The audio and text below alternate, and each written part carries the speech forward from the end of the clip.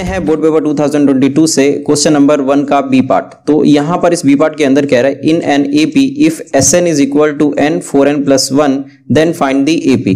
तो यहाँ पर हमें एबी पता करना है जिसके लिए सम ऑफ n टर्म्स को किसी एक इक्वेशन से दिखाया जा रहा है। तो करते हैं इस क्वेश्चन को सॉल्व। तो इस क्वेश्चन को सॉल्व करने से पहले मैं चाहूंगा इस वीडियो पर लाइक और कमेंट जरूर करके जाना अगर मैंने आपको इस क्वेश्चन को सॉल्व करने में थोड़ी सी भी मदद करी हो, क्योंकि अभी मेरे लिए यही मोटिवेशन है और आगे इस तरह के क्वेश्चन का सॉल्यूशन और देखने के लिए चैनल को सब्सक्राइब जरूर करना। तो करते हैं इस क्वेश्चन को सॉल्व। तो यहाँ पे जैसे कि Sn जो है वो एक इक्वेशन से दिखाया जा रहा है n 4n प्लस 1। तो हमें क्या करना है, इस n की जगह पे 1 पुट करना है। तो अगर n को अगर हम 1 पुट करें तो यहाँ पे हो जाएगा S1 इज इक्वल टू 1 और 4 और इस n की जगह पे दोबारा से 1 प्लस 1। तो ये हो जाएगा 1 और 4 1 जा 4 और 1 5। तो ये हो गया 5 5 1 जा 5। तो यहाँ पे जो S1 है ये आ गया 5। तो जो S1 है वो 5 है, इसका ये मतलब हो गया जो सम ऑफ फर्स्ट टर्म है वो 5 है। तो फर्स्ट टर्म का क्या सम होगा, उसका तो कुछ हो ही नहीं पाएगा। तो इसीलिए इसको हम A1 बोलेंगे। तो A1 और S1 वो एक ही बात है और ये हो जाएगा 5। तो A1 निकल गया। अब इसी तरीके से अगर हम N2 पुट करें इसी इक्वेशन के अंदर तो ये हो जाएगा S2 और S2 को हम लिख सकते हैं मतलब n की जगह पे 2। तो ये हो जाएगा 2 और फिर है 4 और फिर उसके बाद में अगेन 2 और फिर प्लस 1। तो अब अगर हम इसको सॉल्व करेंगे तो ये हो जाएगा 4 2 जा 8 प्लस 1 और 8 और 1 9 और 9 2 जा 18। तो मैं लेकिन एक बार और लिख देता हूं, ये हो जाएगा 9 2 जा 18। ये हो गया S2।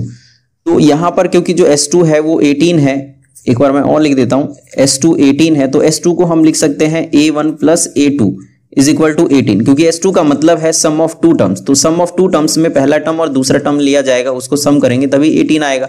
तो A1 तो हमने यहां पर निकाला था 5, तो यही चीज हम यहां पर पुट कर देंगे 5 और A2 हमको पता करना है। तो ये हो जाएगा 18 और A2 की वैल्यू अगर हम निकाले तो 5 चले जाएगा उधर, 18 माइनस 5 तो ये आ गया 13। तो ये जो A2 है ये हो गया 13। तो हमें अब A1 पता है और A2 पता है।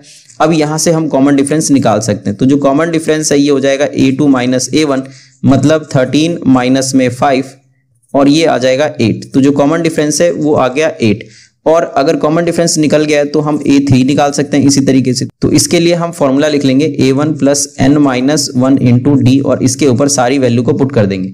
तो जो A1 है ये है 5 और n माइनस 1 मतलब 3 माइनस 1 और जो कॉमन डिफरेंस है वो है d।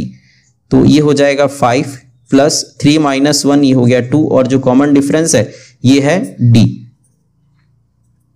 मतलब 8। तो 2 8 जा 16 और 16 में अगर हम 5 ऐड करेंगे तो ये हो जाएगा 21। तो एक बार मैं फिर भी लिख देता हूँ 16 प्लस 5 ये हो गया 21। तो ये आ गया हमारा A3। अब यहाँ पे जो A3 है ये है 21, A2 है 13 और जो A1 है ये है 5। तो जो रिक्वायर्ड AP है, जो हमको पता करना था कि जो AP है इस क्वेश्चन का वो क्या होगा, तो यहाँ पर वही चीज लिख लेंगे। रिक्वायर्ड AP इज A1 है 5, A2 है 13 और जो A3 है ये है 21 और हम यहाँ पर 3 डॉट लिख देंगे। तो यहाँ पर ही हमारा जो क्वेश्चन का जो सॉल्यूशन है वो आ गया।